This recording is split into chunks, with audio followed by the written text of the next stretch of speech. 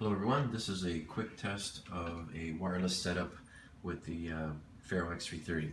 And what I have is a small adapter, so I've got the micro USB adapter to a regular USB, and this is just a Logitech wireless keyboard, so this is the little USB receiver.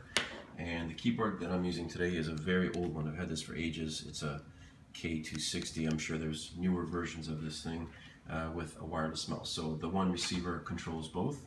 And what I wanted to show you here is that you can actually control the screen.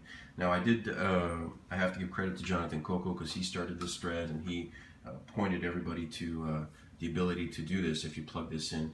So what I can do here is I figured out that it's really the tab and the space, and actually Jonathan mentioned that he could do this with a couple of clicks. So I'm going to click the tab 6 times, 1, 2, 3, 4, 5, 6, and I'm going to hit space, and you'll see that I can start the scan.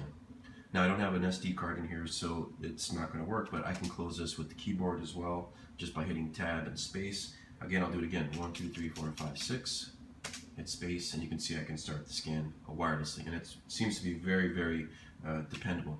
What I'll do now is I'm going to walk away about, 20 feet, and I'll see how that goes. Alright. Okay, so here I go.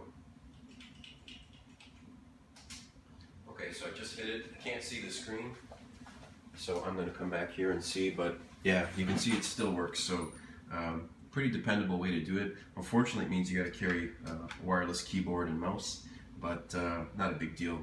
You can actually use the mouse, although if the scanner was on a tripod, you wouldn't really be able to see the mouse, but through your mouse clicks that you can make this work. Now, one more thing. I do have a wireless presenter. This is from a company called IO Gear, but I'm sure they make these from different companies. So it's actually got a little gyro inside. So if I were to plug this in, you could see that I actually could move this around, but it's really difficult to sort of manipulate because again, you don't have an alt and tab and space control. So, but what I will do is I'll unplug this. I'll plug in the little receiver here.